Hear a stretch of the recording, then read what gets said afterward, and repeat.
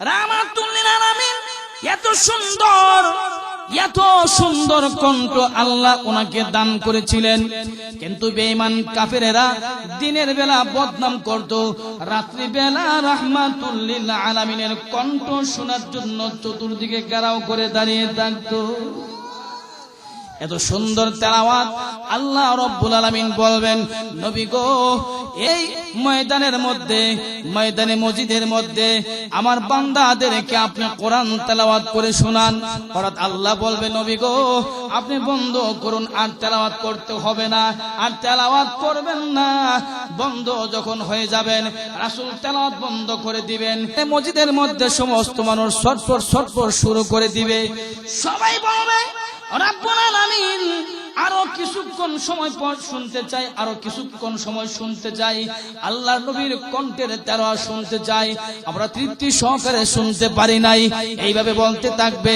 আল্লাহ রব্বুল আলামিন বলবেন, ও জান্নাতি, তোমরা কি চাও আমি আল্লাহ রব্বুল আলামিন স্বয়ং তোমাদের সামনে তেলাওয়াত করব?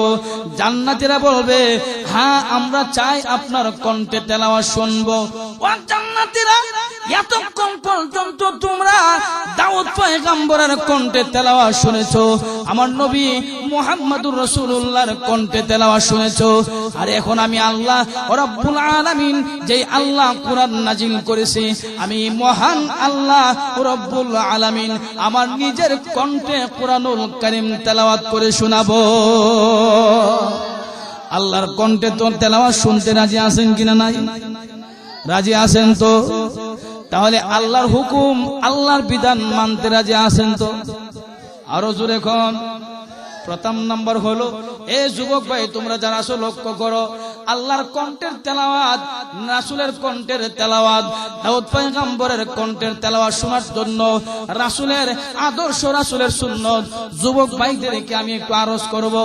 এ যুবক ভাই, যারা মেহনত করেছেন এই মাহফিল বাস্তবায়ন করার জন্য, মুরব্বিদের পরামর্শে যারা কাজ করেছেন, এই মাহফিল সফল হয়ে যাবে, ওয়াদাবদ্ধ হতে হবে। আমি একটা আরজ করব, ওয়াদা করব। আমি আপনাদেরকে বলবো, একজন যুবক যদি বলতে পারে আল্লাহর কণ্ঠে তেলাওয়াত শোনার জন্য, রাসূলের কণ্ঠে তেলাওয়াত শোনার জন্য, আজ থেকে আমি ওয়াদা করলাম রাসূলের সুন্নতদারির মধ্যে আর কোনোদিন আমি খুর লাগাবো না। এমন কেউ আছেন একটা ওয়াদা করতে পারবেন? দুনিয়ার মধ্যে যদি কেউ অন্যায় করে, অপরাধ করে, পাপিষ্ঠ লোককে কেউ জায়গা দেয় না, কেউ তাকে আহ্বান করে না, কেউ তার কথা শুনতে চায় না, আল্লাহ রব্বুল আলামিন ডেকে ডেকে বলেন, তোমরা আমি আল্লাহর কাছে নাফরমানি করলে, অপরাধ করলে রে বান্দা, দুনিয়ার মধ্যে সবাই তোকে দূরে তাড়িয়ে দেয়, দুনিয়ার মধ্যে মানুষ তোকে মস্কারি করে, মানুষ তোকে মন্দচারী বলে, মানুষ তোর বিরুদ্ধে কথা বলে, কেউ তোকে ভালোবাসে না, তোকে জায়গা দেয় না। কিন্তু আমি আল্লাহ রব্বুল আলামিন, কোন ব্যক্তি যদি অপরাধ করার পরও আমি আল্লাহর দিকে চলে আসে, কোন ব্যক্তি যদি হেঁটে হেঁটে আমি আল্লাহর দিকে চলে আসে, আমি আল্লাহ রব্বুল আলামিন তার দিকে আমার রহমত নিয়ে দৌড়ায়া এগিয়ে যায়। বারবার লক্ষ্য করে দেখুন, আল্লাহ রব্বুল আলামিন আহ্বান করেন, দেখেন, তোমরা আমার মাগফিরাত ক্ষমার দিকে চলে আসো। এই পৃথিবীর মধ্যে কুল্লু বানি আদমা খাতাউন, আল্লাহর নবী বলেন প্রত্যেকটা বনি আদম গুনাহগার, বনি আদম মানে গুনাহগার, আর গুনাহগারদের মধ্যে সেই উত্তম যে আল্লাহ রব্বুল আলামিনের কাছে ক্ষমা প্রার্থনা করে। সুবহানাল্লাহ। আরো জোরে বলেন। এই জন্য গুনাহ করে ক্ষমা প্রার্থনা করা দরকার আছে কিনা? নাই? জোরে এখন দরকার আছে। এই জন্য লক্ষ্য করে দেখুন, আল্লাহ রাব্বুল আলামিন কঠিন কিয়ামতের ময়দানে আল্লাহ একজন ব্যক্তিকে ডেকে ডেকে বলবে, হে নাফরমান বান্দা, জাহান্নামের আগুনের মধ্যে চলে যা। আল্লাহ বলবেন জাহান্নামের আগুনের মধ্যে চলে যা। এই কথা বলার সঙ্গে সঙ্গে লোকটা সামনের দিকে অগ্রসর হবে, আবার আল্লাহর কুদরতি চেহারার দিকে ঘুরে ফিরে তাকাবে, আবার সামনের দিকে অগ্রসর হবে, দ্বিতীয়বার আল্লাহর কুদরতি চেহারার দিকে ঘুরে তাকাবে, আবার সামনের দিকে অগ্রসর হবে, আল্লাহর কুদরতি চেহারার দিকে ঘুরে তাকাবে। আল্লাহ রাব্বুল আলামিন দেখে দেখে বলবে, বান্দারে কেন তুই আমার দিকে ঘুরে ঘুরে তাকাইলি? আমার দিকে ঘুরে তাকানোর পিছনে কারণ কি? আল্লাহ রাব্বুল আলামিনের দিকে তাকাইয়া ওই পাপিষ্ঠ বান্দা দেখে দেখে বলবে, প্রভু গো, তোমার দিকে তাকানোর পিছনে কারণ হলো আল্লাহ তাআলা কুরআনুল কারীমের 3টা আয়াতের কথা আমার স্মরণ হয়ে গিয়েছে। আল্লাহ আপনি 3টা আয়াত, গুরুত্বপূর্ণ 3টা আয়াত নাজিল করেছেন। প্রথম নম্বর হলো ওয়া রাব্বুকাল গফুরু যুর রাহমা। আল্লাহ তুমি বলেছো তুমি হলেন গফুর এবং তুমি হলেন রহমতওয়ালা, দয়াবান। আল্লাহ রাব্বুল আলামিন ওই আয়াত যখন আমার স্মরণ হয়ে গেল, আমি মনে মনে চিন্তা করলাম, আল্লাহ ক্ষমাশীল, ক্ষমা কোন দিনের জন্য? আল্লাহ দয়াবান, দয়া কোন দিনের জন্য? আল্লাহ তাআলা এই জন্য আপনার কুদরতি চেহারার দিকে আমি তাকালাম, আর আমি মনে মনে ভাবি, মনে হয় আল্লাহ রাব্বুল আলামিন আমাকে ক্ষমা করে দিবে। দ্বিতীয় নাম্বার, কেন তুই আমার দিকে ঘুরে তাকাইলি? আল্লাহ রাব্বুল আলামিন আপনার কোরআনুল কারীমের মধ্যে আরেকটা আয়াত আপনি নাজিল করেছেন, ইয়া আইয়ুহাল্লাযীনা আমানু তুবু ইলাল্লাহি তাওবাতান নাসুহা। আল্লাহ তাআলা এই গুরুত্বপূর্ণ আয়াত আমার স্মরণ হয়ে গিয়েছে। আমি আপনার কুদরতি চেহারার দিকে তাকালাম, হতে পারে আপনি আমাকে গুনাহ ক্ষমা করে দিবেন, আমাকে মাফ করে দিবেন। তৃতীয় নাম্বার, কেন তুই তাকাইলি? আল্লাহ রাব্বুল আলামিন আপনার কোরআনুল কারীমের মধ্যে আরেকখানা আয়াত আপনি নাজিল করেছেন, কুল ইয়া ইবাদিয়াল্লাযীনা আসরাফু আলা আনফুসিহিম লা তাকনাতু মির রাহমাতিল্লাহ। আল্লাহ তুমি না বলেছো এ আমার বান্দারা আমার রহমত থেকে, আশা থেকে তোমরা নৈরাশ হয় না। সুবহানাল্লাহ বলেন।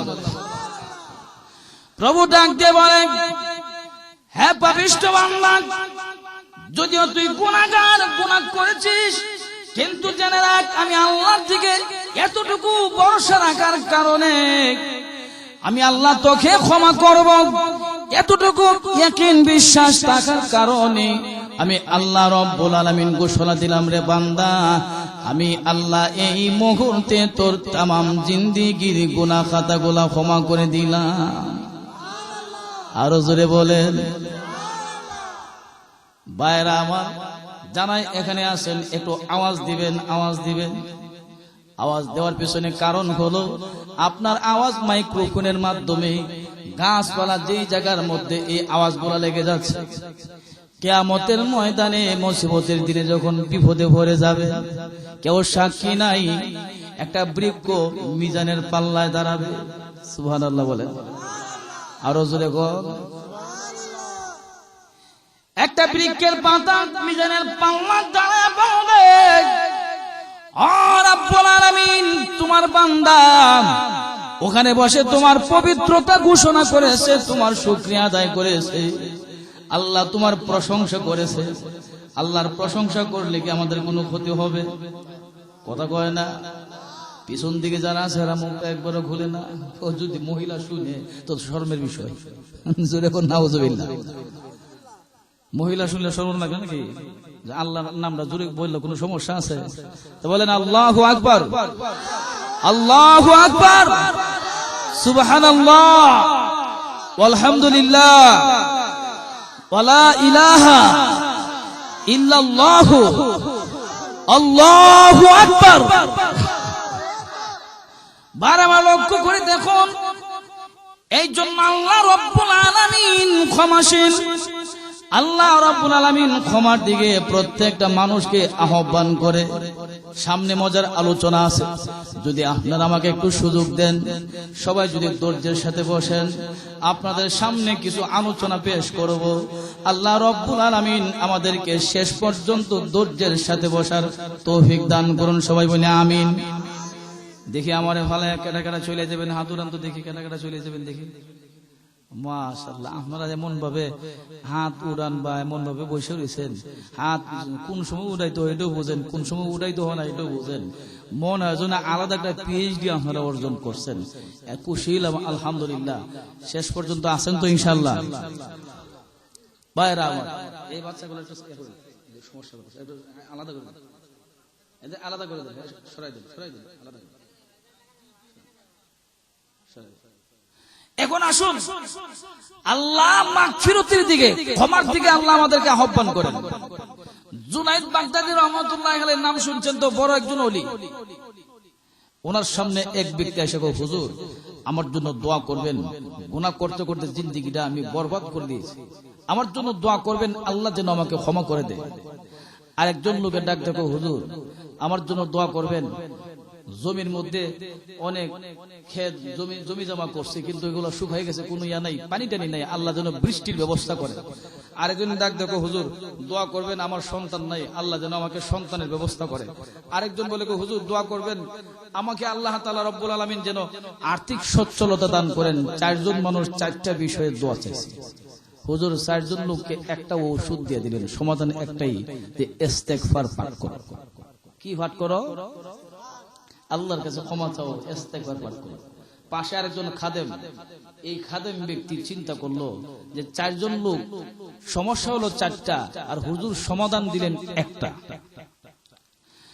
হুজুর জানতে চাই, চারজন লোক চারটা সমস্যার সমাধানের জন্য আপনার কাছে চলে আসলো, কিন্তু চারটা সমাধান, চারটা বিষয়ের সমাধান কেবলমাত্র আপনি একটা বিষয় দিলেন।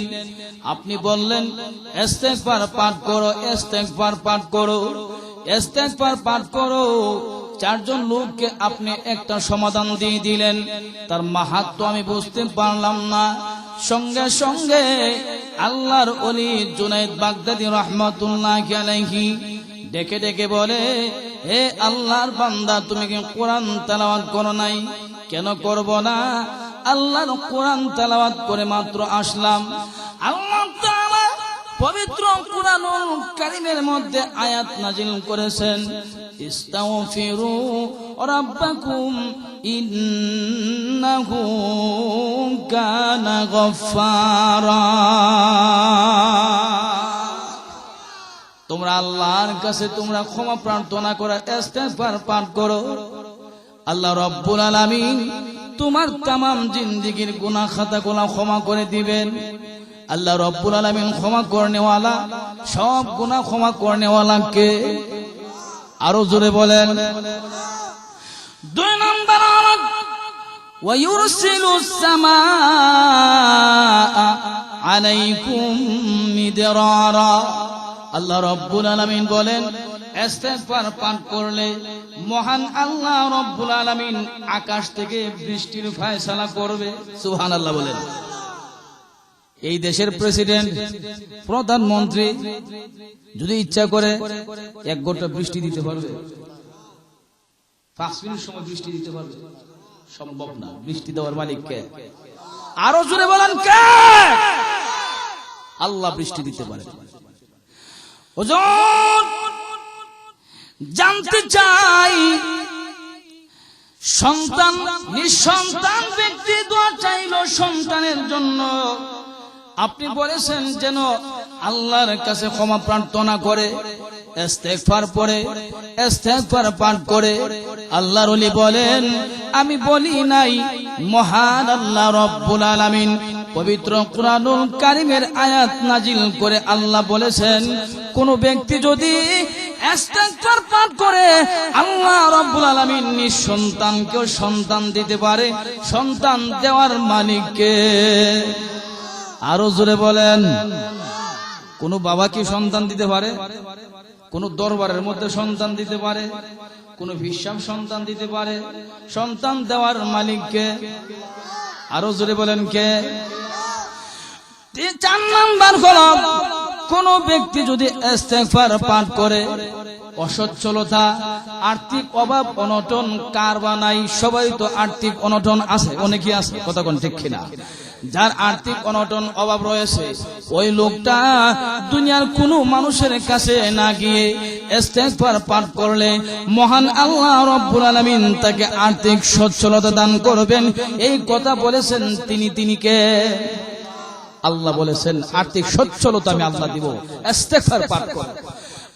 লক্ষ্য করে দেখুন, এই জন্য আল্লাহ রব্বুল আলামিন বলেন ক্ষমা প্রার্থনা করো। গুনাহ করতে করতে জীবন বরবাদ করে দিয়েছো, ও বান্দা নৈরাশ হয় না, আমি আল্লাহর কাছ থেকে দূরে সরে যায় না, আমি আল্লাহ রব্বুল আলামিন ক্ষমা করব। ক্ষমা করনেওয়ালা তিনি কে? কথা কয় না। আল্লাহর হাবিব রাহমাতুল লিল আলামিন মদিনার মধ্যে, মক্কার মধ্যে বসে আছেন। মক্কার এক জায়গায় সাহাবায়ে কেরামকে নিয়ে বসে আছেন। হঠাৎ নবীজি লক্ষ্য করে দেখেন নবীর সাহাবী দাহিয়াতুল কালবি রাদিয়াল্লাহু তাআলা আনহু উনি নবীজির দিকে হাঁটি পা করে আসতেছে। সাহাবায়ে কেরাম লক্ষ্য করে দেখে দাহিয়াতুল কালবি রাদিয়াল্লাহু তাআলা আনহু রাহমাতুল লিল আলামিনের দিকে চলে আসতেছে। হুজুরের কাছে আসার পর রাহমাতুল লিল আলামিন সঙ্গে সঙ্গে নিজের চাদর মুবারক বিছায়া দাহিয়াতুল কালবিকে বসার ব্যবস্থা করে দিয়েছে। দাহিয়াতুল কালবি রাদিয়াল্লাহু তাআলা আনহু হুজুরের চাদর মুবারক হাতে নিয়ে মুখে চুমু খাইলেন, বুকের মধ্যে জড়ায়া ডাক দিয়ে বলেন, ইয়া রাসূলুল্লাহ, ইয়া হাবিবাল্লাহ, ওগো নবীজি, আপনার এই চাদর মুবারকের মধ্যে বসার যোগ্যতা আমার নাই। আমি আপনার চাদর মুবারকের মধ্যে বসার মতো যোগ্যতা নাই। কেমন আসলি? এই মুহূর্তে তুমি কেন এসেছো? দাহিয়াতুল কালবি রাদিয়াল্লাহু তাআলা আনহু ডেকে বলে, ইয়া রাসূলুল্লাহ, ইয়া হাবিবাল্লাহ, ওগো নবীজি, সিদ্ধান্ত গ্রহণ করেছি, আপনার হাত মুবারক বাড়ায়া দেন। এই মুহূর্তে আমি দাহিয়াতুল কালবি কালেমা পাঠ করে মুসলমান হয়ে যাব। মুসলমান হয়ে গেল। মুসলমান হওয়ার পর দাহিয়াতুল কালবি রাদিয়াল্লাহু তাআলা আল্লাহর হাবিব রাহমাতুল লিল আলামিনের চেহারা মুবারকের দিকে তাকাইয়া উনি কান্নাকাটি শুরু করে দিয়েছে। চোখের ভারি ফেলে কাঁদে। আল্লাহর নবী বলেন, দাহিয়াতুল কালবি, কেন তুমি কাঁদো? কান্নার পিছনে কারণ কি? জোর করে তো তোমাকে মুসলমান বানাই নাই, ঠিক কিনা বলেন? জোর করে মুসলমান বানাইলে না, তুমি কান্নাকাটি করবা। আমি তো তোমাকে জোর পূর্বক মুসলমান বানাই নাই, কেন তুমি কান্নাকাটি করো? আল্লাহর নবী রাহমাতুল লিল আলামিন এই কথা বলার পর দাহিয়াতুল কালবি রাদিয়াল্লাহু তাআলা আনহু ডেকে বলে, ইয়া রাসূলুল্লাহ, ইয়া হাবিবাল্লাহ, ওগো নবীজি, আপনি জোরপূর্বক আমাকে মুসলমান বানান নাই, কিন্তু আমি কান্নার পিছনে অন্য একটা কারণ আছে। এই কথা বলে উনি আরো কাঁদতে লাগলেন। চোখের পানি টপ টপ করে দাঁড়িয়ে জমিনের মধ্যে পড়তে লাগলো। আল্লাহর নবী রাহমাতুল লিল আলামিন ডেকে বলে, ও দাহিয়াতুল কালবি, জানতে চাই কি কারণে, কোন কারণে তুমি কান্নাকাটি করো? দাহিয়াতুল কালবি বলে, ইয়া রাসূলুল্লাহ, ইয়া হাবিবাল্লাহ, আপনি তো ঘোষণা করেছেন কোন ব্যক্তি যদি কালেমা পাঠ করে, কোন নবীজি কালেমা পাঠ করার সঙ্গে সঙ্গে মহান আল্লাহ রব্বুল আলামিন পিছনের সমস্ত গুনাহ খাতাগুলো ক্ষমা করে দেয়। সুবহানাল্লাহ। কিন্তু আমি বিশ্বাস করতে পারি না, আমার ইয়াকিন হচ্ছে না। কেন ইয়াকিন হয় না? ইয়া রাসূলুল্লাহ, ইয়া হাবিবাল্লাহ, ইসলাম গ্রহণ করার পূর্বে আমি দাহিয়াতুল কালবি একজন নয়, দুইজন নয়, আমার 10টা কন্যা সন্তানকে আমি জীবিত হত্যা করেছি। কয়টা কন্যা সন্তান? কথা কন্যা কেন আপনারা বুঝেন কিনা আল্লাহ জানে, আওয়াজ দেন। কয়টা কন্যা সন্তান? আরো জোরে বলেন কয়টা? 10টা কন্যা সন্তানকে আমি নিজের হাতে হত্যা করেছি। হুজুর, এতগুলা কন্যা সন্তান হত্যা করলাম। ওয়া ইদাল মাউউদাতু সুইলাত, কিয়ামতের ময়দানে এই বাচ্চাগুলা আল্লাহ রাব্বুল আলামিনের কাছে প্রশ্ন করবে যে আমার আব্বা কেন আমাকে হত্যা করলেন, জবাব চাই। করে দেখুন, 10 জন কন্যা সন্তান হত্যা করার পর দাহিয়াতুল কালবি রাদিয়াল্লাহু তাআলা আনহু আল্লাহর নবীর কাছে বলে, ইয়া রাসূলুল্লাহ, ইয়া হাবিবাল্লাহ, 10 নম্বর কন্যা সন্তান আমি কিছুদিন পূর্বে যাকে হত্যা করেছি তার কথা আর বলতে পারি না। ওগো নবীজি, তার কথা কখনো আমি বলতে পারি না।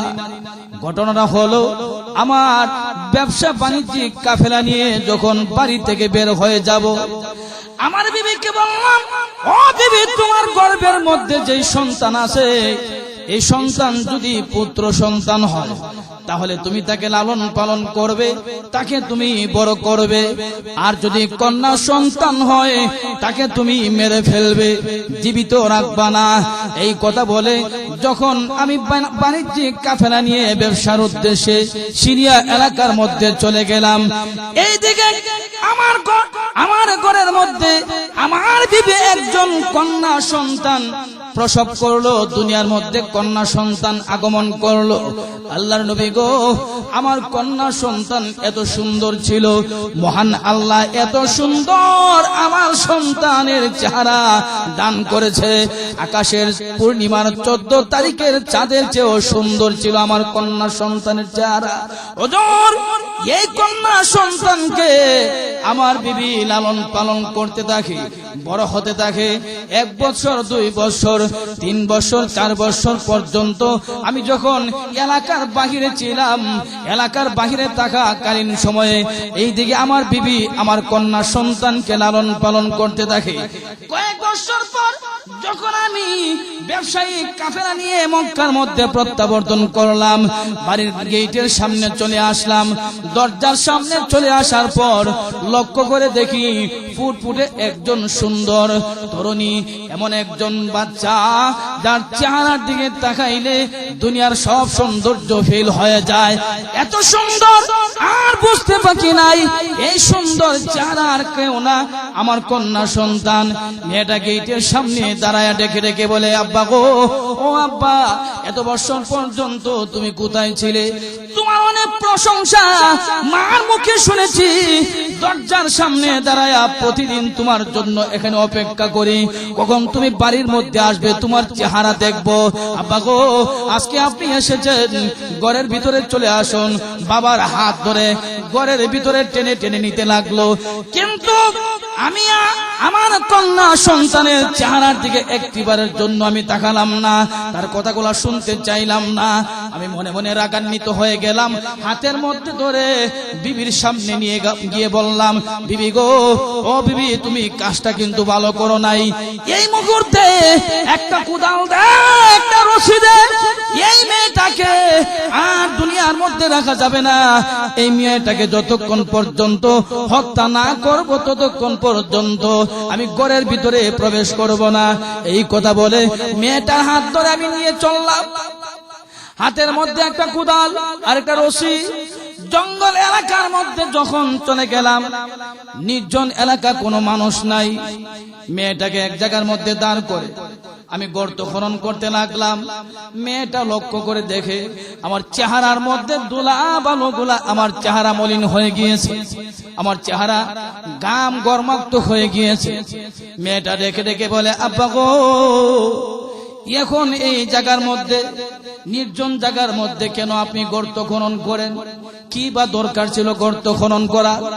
আসুন, আমার কাছে আসুন, আপনার চেহারার মধ্যে ধুলাবালি লেগেছে, আপনার চেহারা ঘেমে গেছে।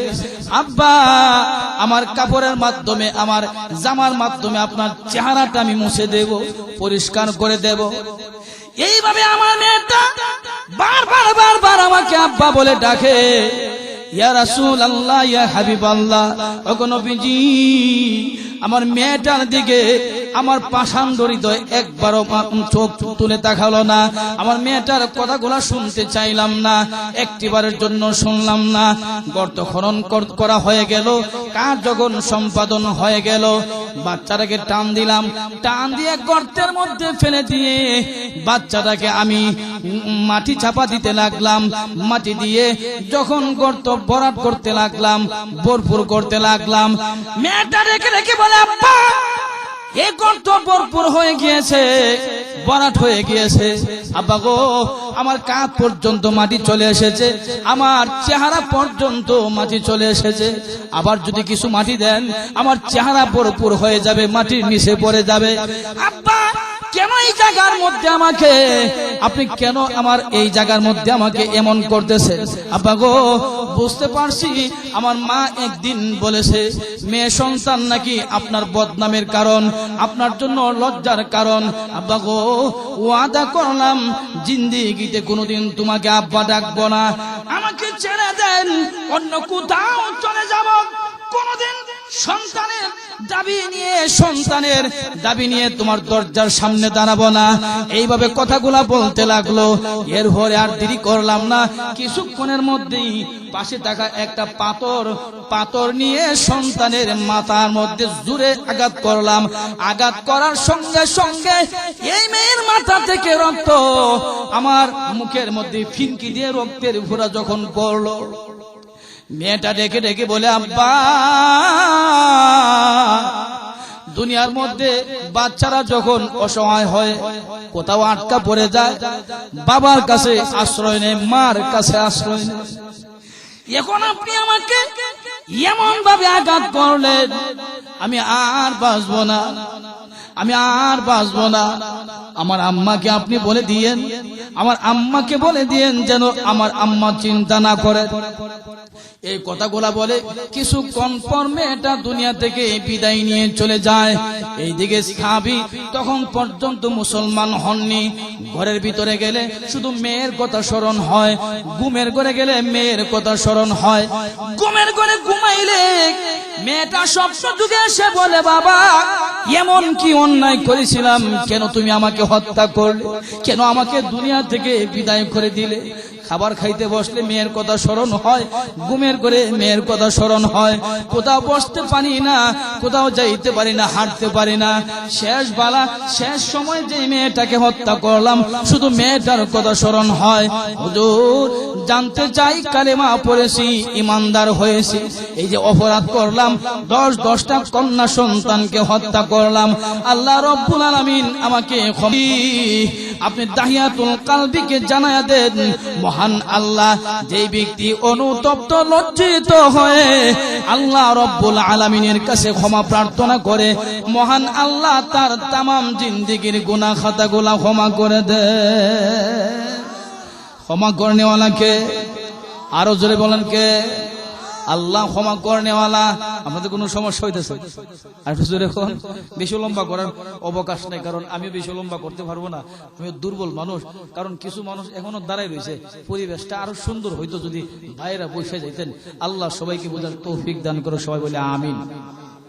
ভাইরা আমার লক্ষ্য করে দেখুন, আল্লাহ রব্বুল আলামিন ডেকে ডেকে বলেন, তোমরা আমার ক্ষমার দিকে চলে আসো। সুবহানাল্লাহ বলেন।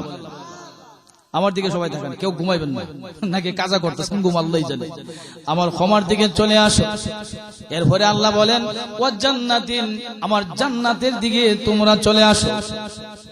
জান্নাতের দিকে কে না যাইতে চায়? জান্নাতে যাওয়া দরকার আছে কিনা নাই? আওয়াজ তো সুবিধাজনক। জান্নাতে যাওয়া দরকার আছে কিনা নাই? একজন জান্নাতীকে মহান আল্লাহ রব্বুল আলামিন যেই জান্নাত দিবেন, এই যে দুনিয়ার যে এরিয়া, দুনিয়ার যে পরিধি আছে, এমন 10টা দুনিয়ার সমান আদনা একজন জান্নাতি জান্নাত লাভ করবে। সুবহানাল্লাহ বললেন, অনেকেই বিশ্বাস হয় না। আল্লাহু আকবার। তখন এই জান্নাতের মধ্যে যখন প্রবেশ করব, গাড়ি ঘোড়া যেগুলো আছে না, এগুলো আমাদের মতো না, তেন খাইয়া জীবন শেষ করে না। জোরে এখন ঠিক কিনা? কি যে অবস্থা, রাস্তা দিয়ে আসলে টের হওয়া যায়।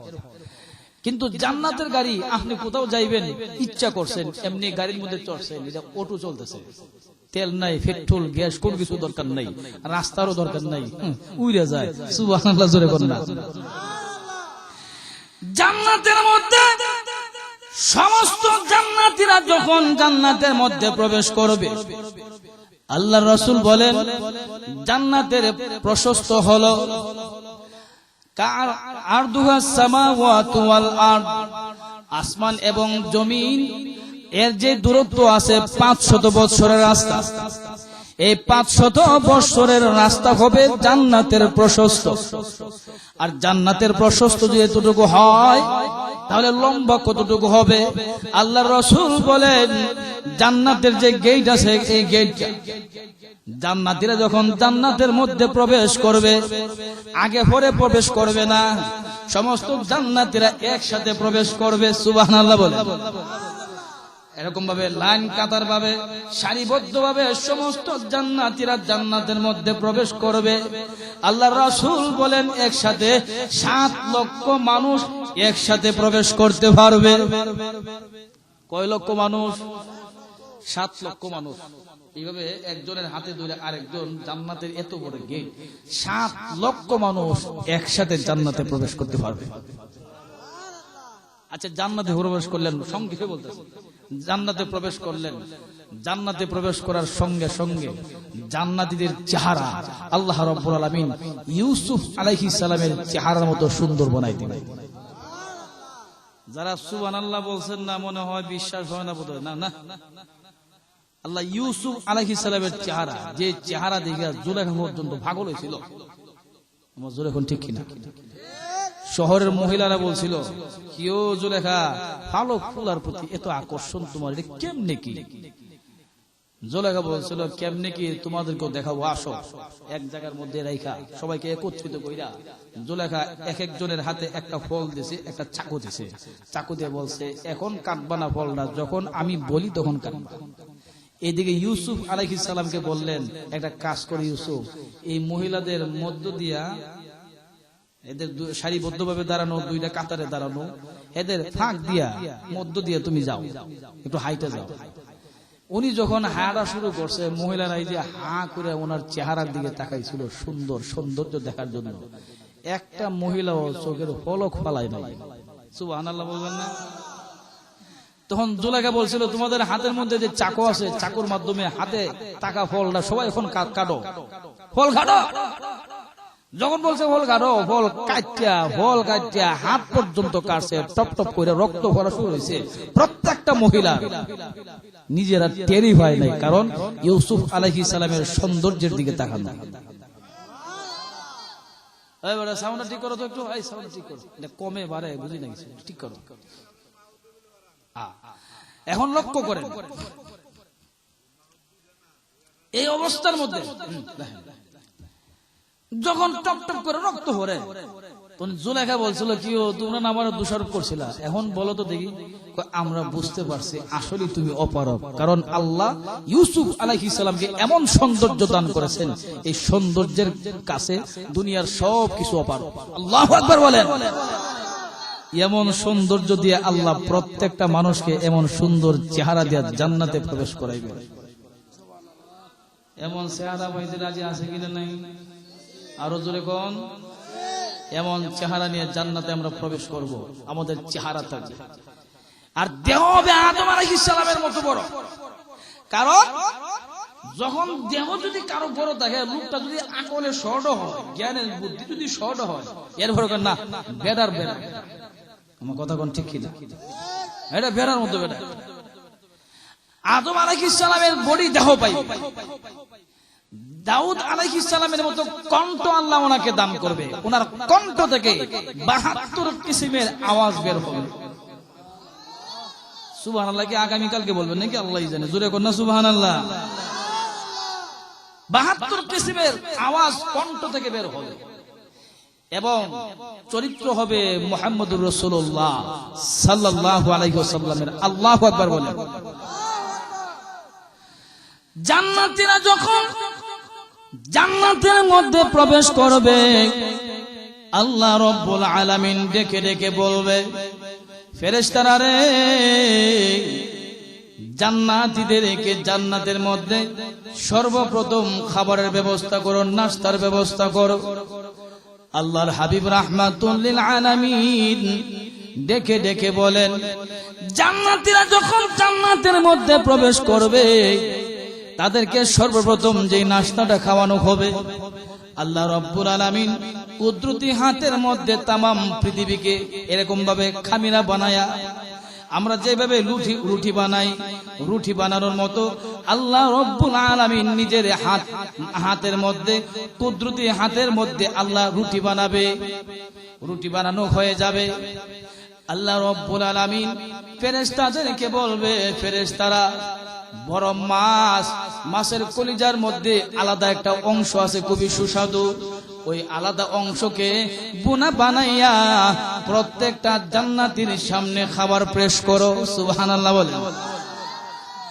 প্রত্যেকটা জান্নাতীর সামনে খাবার যখন পেশ করা হবে, আল্লাহর নবী বলেন তাদের সামনে 80 প্লেট খাবার দেওয়া হবে।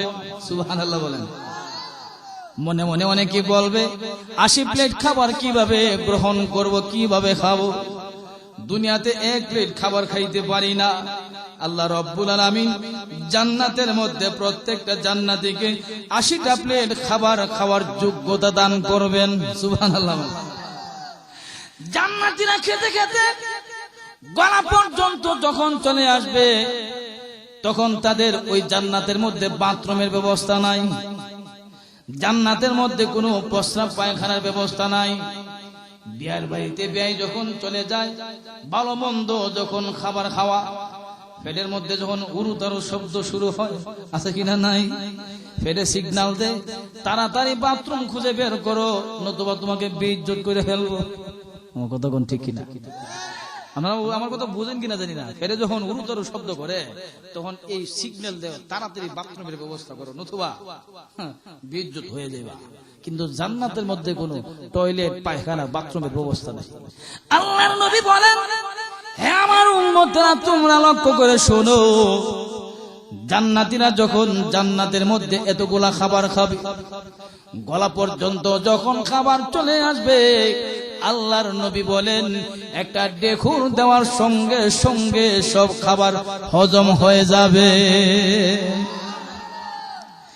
শুধু তাই না, জান্নাতীকে আল্লাহ রাব্বুল আলামিন প্রত্যেকটা জান্নাতীকে 70 জন হুর দান করবে, 70 জন বিবি দিবে। মনে মনে চিন্তা করতেছেন, একজন বিবি রাখার মতো ক্ষমতা অনেকের নাই। কত জ্বালা যন্ত্রণা, কত কিচ্ছা কাহিনী আরো জোর এখন আছে কিনা নাই? এখানে 70টা বিবি কেমনে লালন পালন করব?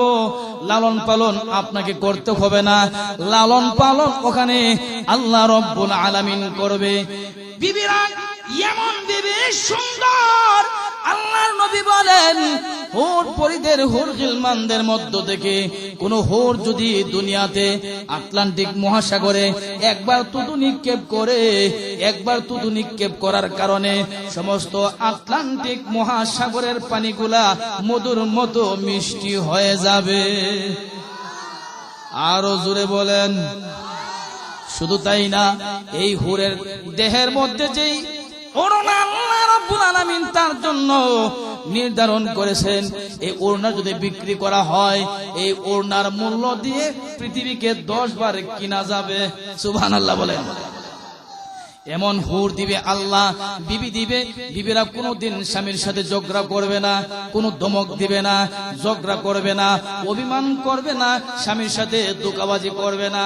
বর্তমান জামানার মধ্যে ধোঁকাবাজি, কত ধরনের ধোঁকাবাজি আছে কিনা নাই? আরো জোরে এখন আছে কিনা নাই? পরকিয়া নামক যে গজব বর্তমান জামানায়, স্বামীকে রাইখা অন্যদিকে অশালীন কথাবার্তা, এই জামানার মধ্যে পরকিয়া বাজ মহিলা পুরুষ আছে কিনা নাই? জান্নাতের মধ্যে গুলা হবে না। বাইরে আমার জান্নাতীরা যখন জান্নাতের মধ্যে বসবাস করতে থাকবে, কিতাবের মধ্যে উল্লেখ করা হয় জান্নাতীরা যখন জান্নাতের মধ্যে বসবাস করবে, বাজারের মধ্যে যাবে ক্রয় করার জন্য, দোকানের মধ্যে কোনো মানুষ নাই, বিক্রেতা, শুধু ক্রেতারাই থাকবে, যা ইচ্ছা তা নিয়ে আসতে পারবে। আল্লাহ রাব্বুল আলামিন তাদেরকে উপহার দিবেন।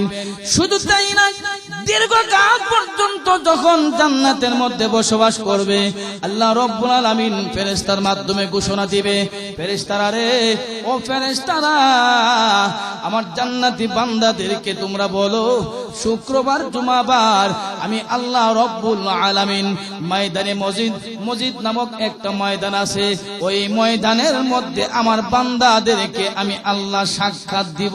সুবহানাল্লাহ বলেন। আমি আল্লাহ সাক্ষাৎ দিব। একটা সমাবেশের ব্যবস্থা করব, প্রত্যেকটা জান্নাতের দরজার সামনে যাই বলবে, ও আব্দুল করিম, ও আব্দুর রহিম, ও আব্দুল সত্তার, নামাজ পড়তে পড়তে, রোজা রাখতে রাখতে কত কষ্ট করে দুনিয়া থেকে তোমরা আসছো, জান্নাত পাইলা, তোমরা নারী পাইলা, বাড়ি পাইলা, গাড়ি পাইলা, সবকিছু পাইলা। আল্লাহ এবার শেষবারের মতো তোমাদেরকে একটা সমাবেশের মধ্যে আহ্বান করেছে। মেজবানকে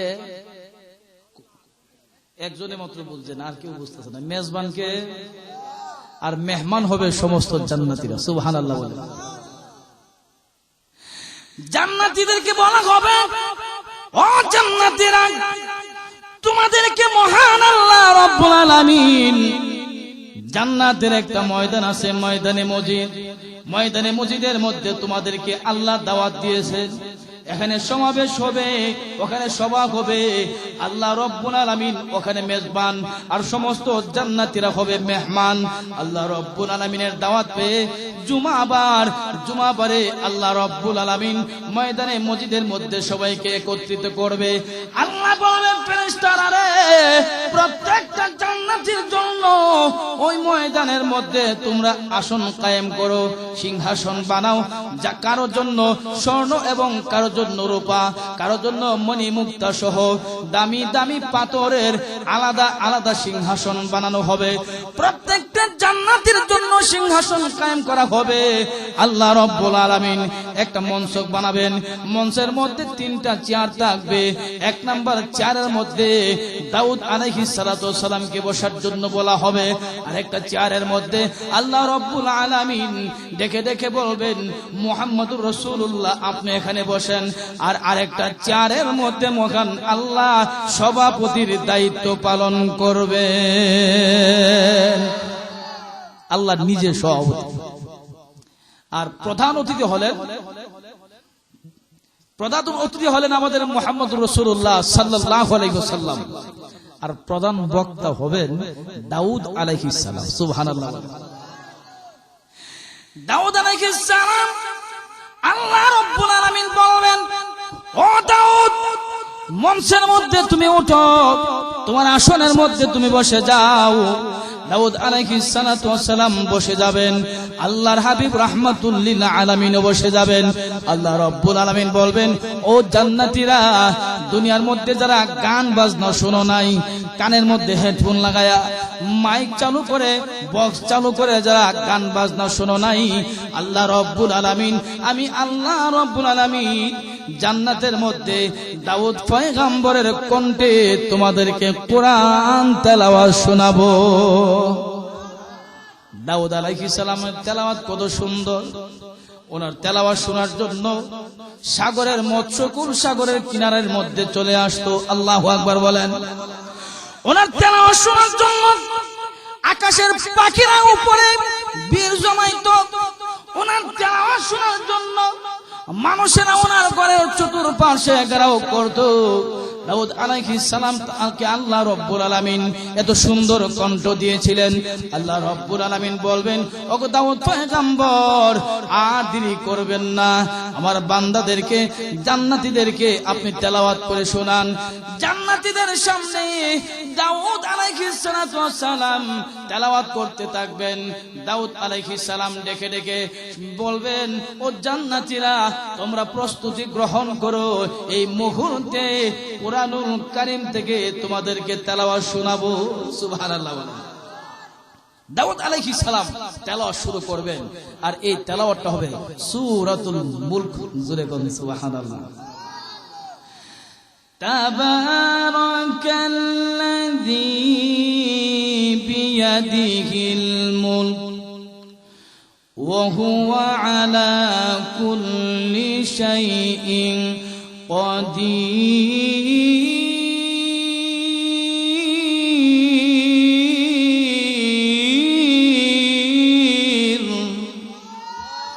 তেলাওয়াত করবেন তাবারাকাল্লাযী বিয়াদিহিল মুলক। প্রত্যেকটা জান্নাতে দাউদ পয়গম্বরের কণ্ঠে তেলাওয়াত শোনার পর প্রত্যেকটা জান্নাতি বেহুশ হয়ে যাবে। তারা মুখের মধ্যে এরকম চেহারার মধ্যে হাত দিয়ে হেলান দিয়ে দাউদ পয়গম্বরের তেলাওয়াত শুনতে থাকবে আর মনে মনে ভাববে, আরে এত সুন্দর কণ্ঠ দাউদ পয়গম্বর কি বুঝি আল্লাহ দিয়েছে? সুবহানাল্লাহ বলে। দাউদ আলাইহিস সালাতু ওয়াস সালাম তেলাওয়াত করবে। তেলাওয়াত করতে করতে এক সময় আল্লাহ রাব্বুল আলামিন ডেকে ডেকে বলবে, ও জান্নাতীরা, তোমাদের সামনে এতক্ষণ পর্যন্ত দাউদ তেলাওয়াত করেছেন। আল্লাহ বলবেন, দাউদ পয়গম্বর তেলাওয়াত বন্ধ করে দেন, আপনি আর তেলাওয়াত করতে হবে না। এই মুহূর্তে তোমাদের সামনে মহান মহান আল্লাহ রাব্বুল আলামিন ঘোষণা দিবেন। এই মুহূর্তে তোমাদের সামনে আমার নবী মুহাম্মদুর রাসূলুল্লাহ সাল্লাল্লাহু আলাইহি ওয়াসাল্লাম তেলাওয়াত করবে। রাহমাতুল লিল আলামিন তেলাওয়াত করার জন্য প্রস্তুতি নেবে। আল্লাহ রাব্বুল আলামিন ডাক দিয়ে বলবে, ওগো নবীজি, আমার নাম হলো রহমান আর আপনি হলেন রাহমাতুল লিল আলামিন। আপনার নামে আমি আল্লাহ একটা সূরা নাজিল করেছি। আপনার আরেকটা নাম হলো ইয়াসিন।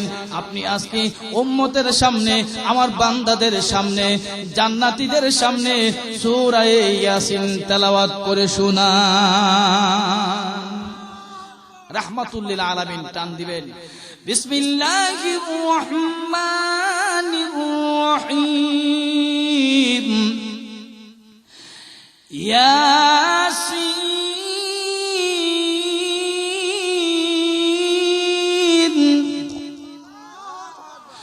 ওয়াল কুরআনিল হাকীম।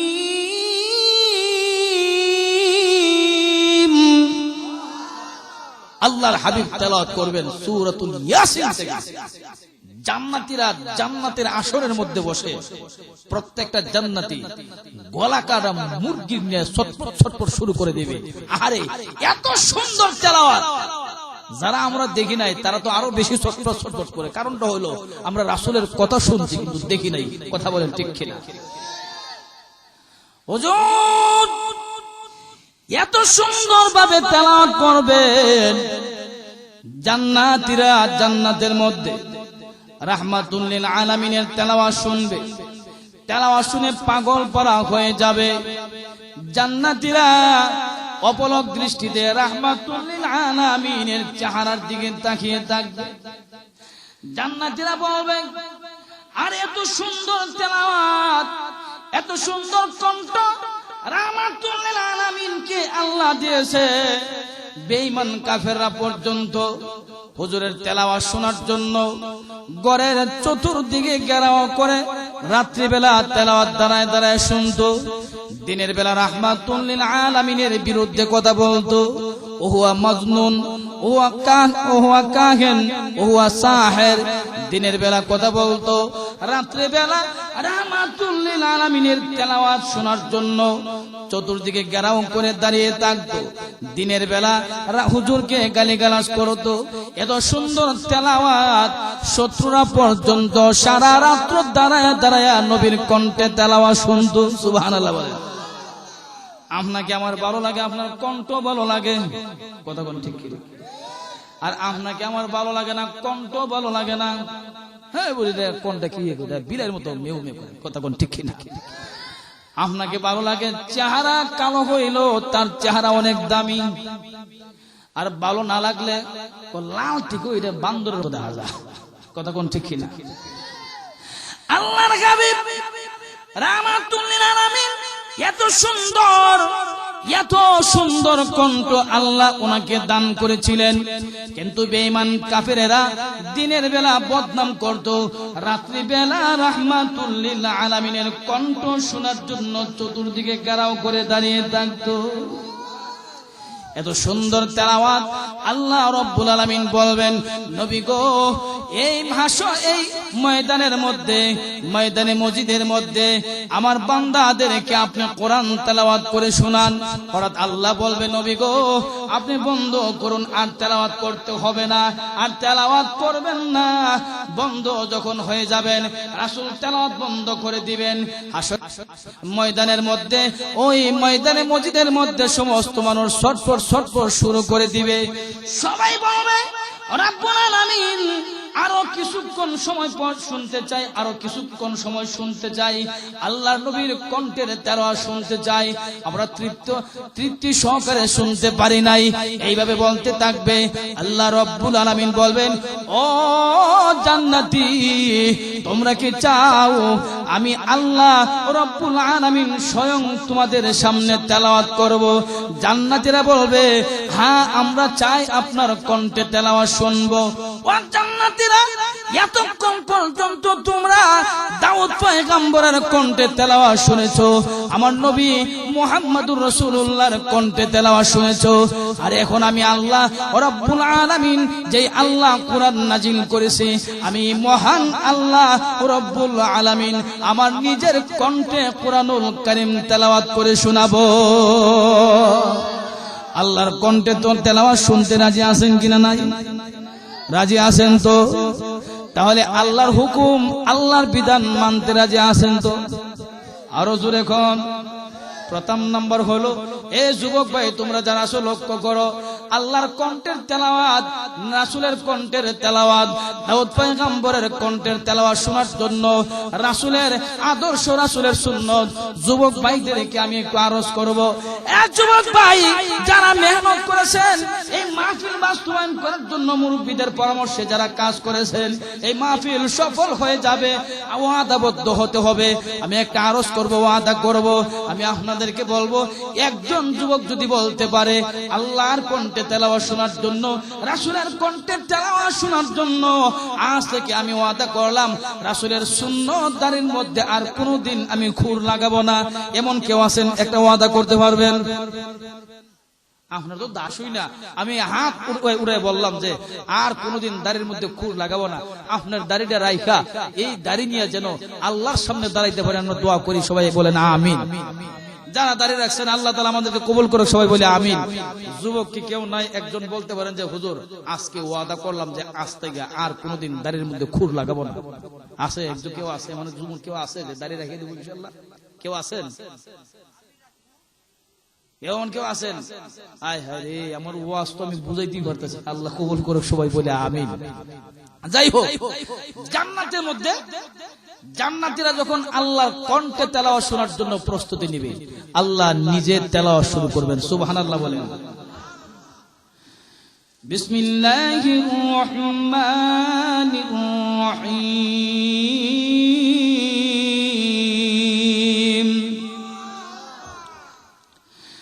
আর রহমানু আল্লামাল কুরআন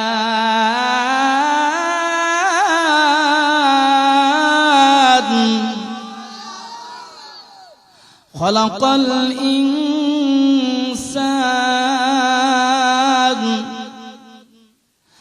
আল্লামাহুল বায়ান।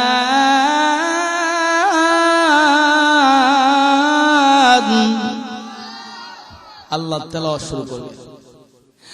আল্লাহ রাব্বুল আলামিন জান্নাতীদের সামনে যখন তেলাওয়াত শুরু করে দিবে, জান্নাতীরা বেহুশ হয়ে পড়ে যাবে। এত সুন্দর তেলাওয়াত আল্লাহ রাব্বুল আলামিন জান্নাতের মধ্যে করবে। সূরাতুর রহমান আল্লাহ তেলাওয়াত করবে। আমরা তো বলি আর রহমান, কিন্তু আল্লাহ রহমান শব্দের আগে আনা শব্দ বাড়ায় দিবে। আনার রহমান। তোমরা 5 ওয়াক্ত নামাজ পড়েছো, নামাজের মধ্যে বিসমিল্লাহির রহমান শব্দ আছে কিনা নাই? তোমরা 5 ওয়াক্ত নামাজ আদায় করেছো, নামাজের মধ্যে সূরাতুল ফাতিহার মধ্যে আর রহমানির রহিম আছে কিনা নাই? আল্লাহ বলে, ও জান্নাতীরা দুনিয়ার মধ্যে তোমরা রহমানকে চিন্তা ভাবনা করেছো? তাকায় দেখো, আমি আল্লাহ, আমি রহমান এই মুহূর্তে তোমাদের সামনে সূরাতুর রহমান তেলাওয়াত করতেছি। এইভাবে তেলাওয়াত শুরু করবে, মানুষের বেহুশ হয়ে যাবে। এক সময় আল্লাহ রাব্বুল আলামিন কোরআন তেলাওয়াত বন্ধ করে দিবে। আল্লাহ রাব্বুল আলামিন যখন কোরআন তেলাওয়াত বন্ধ করবে, জান্নাতীরা ডেকে ডেকে বলবে, প্রভু গো, আল্লাহ আরেকটু তেলাওয়াত করুন, আপনার কণ্ঠে তেলাওয়াত শুনতে চাই। আল্লাহ রাব্বুল আলামিন বলবেন, জান্নাতীরা রে, ও জান্নাতীরা, তোমরা জানো না একদিন দুই দিন নয়, ৭০,০০০ বছর পর্যন্ত আমি আল্লাহ তোমাদেরকে কোরআন তেলাওয়াত শুনিয়েছি। সুবহানাল্লাহ, জোরে কোন না সুবহানাল্লাহ বলেন। ৭০,০০০ বছর পর্যন্ত তোমাদের সামনে তেলাওয়াত করেছি, এখনো পর্যন্ত বুঝি তোমরা তৃপ্ত হতে পারো নাই? ভাইয়েরা আমার, ওই জান্নাতে যাওয়ার জন্য ৫ ওয়াক্ত নামাজ আদায় করতে হবে। খামসু সালাওয়াত ইফতারাদাহুন্নাল্লাহ, আল্লাহর নবী বলেন ৫ ওয়াক্ত নামাজ আমাদের উপর ফরজ করেছে। কয় ওয়াক্ত নামাজ? আরো জোরে কোন কয় ওয়াক্ত নামাজ? যেই ব্যক্তি ৫ ওয়াক্ত নামাজ আদায় করবে, আল্লাহ রাব্বুল আলামিন তার জিন্দেগীর গুনাহ ক্ষমা করে দিবেন, আল্লাহ তাকে জান্নাতের মধ্যে প্রবেশ করাবেন। এই জন্য জান্নাতে প্রবেশ করার জন্য ৫ ওয়াক্ত নামাজ পড়তে হবে। আমাদের উপর বিভিন্ন বালা মুসিবত পরীক্ষা আসবে, ঈমানি পরীক্ষা আসবে। ঈমানি পরীক্ষা আসলে উলামায়ে কেরামের কথা শুনে ঈমানি পরীক্ষা আমাদেরকে উত্তীর্ণ হতে হবে। ঈমানি পরীক্ষা যদি উত্তীর্ণ হতে পারি, আল্লাহ রাব্বুল আলামিন বলেন, আম হাসিবতুম আন তাদখুলুল জান্নাহ, তোমরা কি মনে করো এমনিতেই জান্নাতের মধ্যে তোমরা প্রবেশ করবে? আমি আল্লাহ তোমাদেরকে যাচাই বাছাই করব না। আরে বান্দা, ঘরের মধ্যে একটা মাটির হাড়ি পাতিল তোমরা ক্রয় করে যখন ঘরের ভিতরে নিয়ে যাও, বারবার এটার তাপড় দাও, কথা কোন ঠিক কিনা? এদিক সেদিক নড়াচড়া করে দেখো, বাঙ্গানা ফাটা, আমার কথা বল না। মাটির একটা হাড়ি পাতিল দিয়ে বারবার আমরা টুঙ্কা দিয়া এবারে তাপড় দুপড় দিয়া নড়াচড়া দিয়া দেখে এটা বাঙ্গানা ফাটা। যদি ভালো হয় তাহলে ঘরে প্রবেশ করে কিনে, আর বাঙ্গা যদি হয় একটা টাকাও দিব না, আমার দরকার নাই, কথা কোন ঠিক কিনা? আল্লাহ রাব্বুল আলামিন বলেন, হে বান্দারা, আমি আল্লাহ আমার জান্নাতের জন্য তোমাদেরকে আমি আল্লাহ নির্ধারণ করব, আমার জান্নাতের জন্য তোমাদেরকে আমি আল্লাহ তৈরি করব। এই জন্য আমি দেখব কে উপযোগী, কে আমার জান্নাতের জন্য উপযোগী না। যারা আমার জান্নাতের উপযোগী, আমি আল্লাহ তাদেরকে